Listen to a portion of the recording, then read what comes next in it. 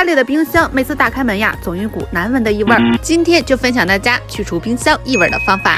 第一，碗中倒入白醋，盖上保鲜膜，用牙签扎几个小孔，把它直接放在冰箱冷藏室，可以很好的去除冰箱异味，并且杀菌哦。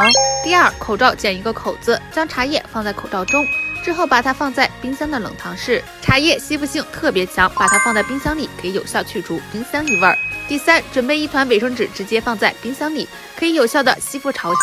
将这个纸放置冰箱几天后，冰箱里的异味全消除，完美。